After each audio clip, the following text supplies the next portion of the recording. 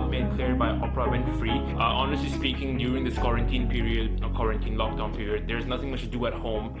So I was like, let's give reading a shot. I'm not really a reader. And this wasn't fiction, this was the only book lying around in the house, and I was like, let's read it. And the title sounds really cheesy, but as I was reading it, I realized one quote that's kind of struck me, and that was that it doesn't matter what he or she does or what their actions were towards you, it's what they made you feel. And that kind of struck my eye, and I was like, as generic and vague as that sounds, everyone fucking feels. You, me, whoever's watching this, he, she, they, whoever you are, no matter what your status is, no matter where you're from, everyone fucking feels, right? Feelings are universal. You take an event, or you take someone's words, you attach meaning to them, that brings about thoughts, and that brings about a feeling. And that's how the title of the song came up. So it all started with a random book, basically. So around the same day, I knew I had to kind of like start writing the chord progression to establish the direction and the bass of the song, and I knew I needed to keep this chord progression playing throughout the song. And I had to choose a key for the song, and the most generic key is C major.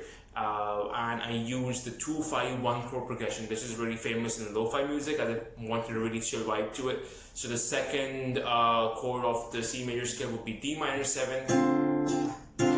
They were all 7s, my bad. And then the fifth chord was G major 7, and then the first one, C major 7. And I just figured that was really chill.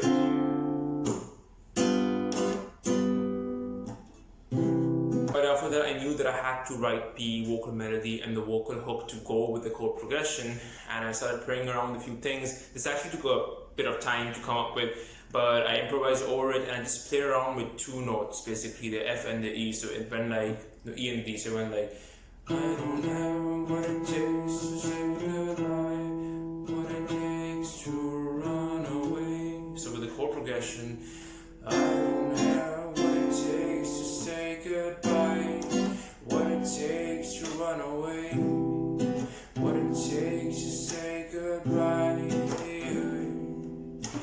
I don't know what it takes to say goodbye, what it takes to run away, what it takes to say goodbye. So right after I wrote that hook, I knew that I needed a female and a male vocalist in this song.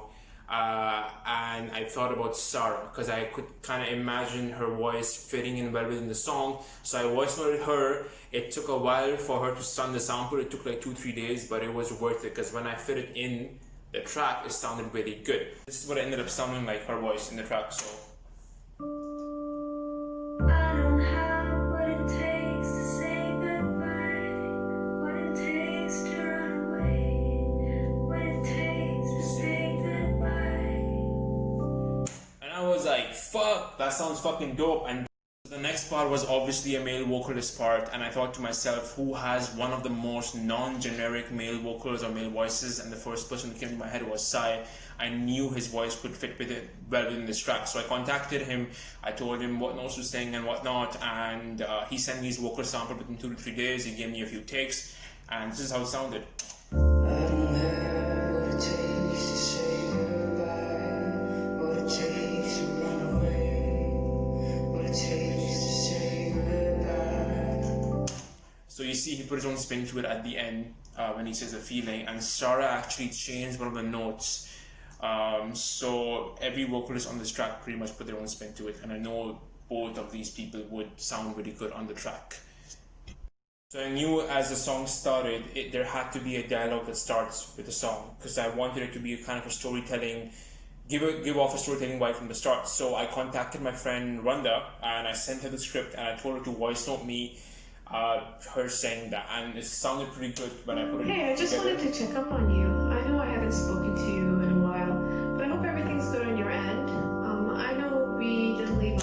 So that sounded good to me. This part was obviously an Arabic dialogue, if you guys have listened to the track, and the reason I wanted an Arabic dialogue was simply the reason because most of my listeners will be residing in the Middle East, most of you will be Arabic speakers, and I feel like language makes a difference when you're trying to convey a message.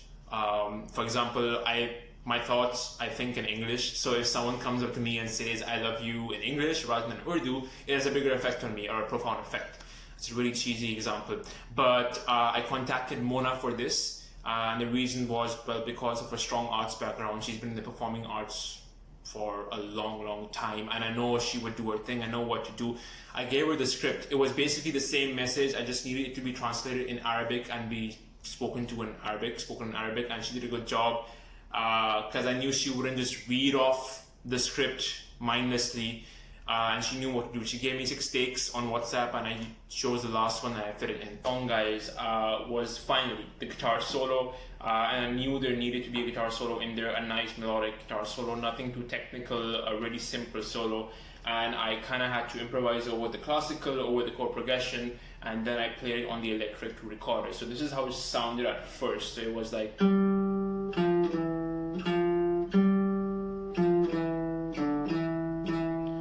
was improvising over the chord progression, and the final product was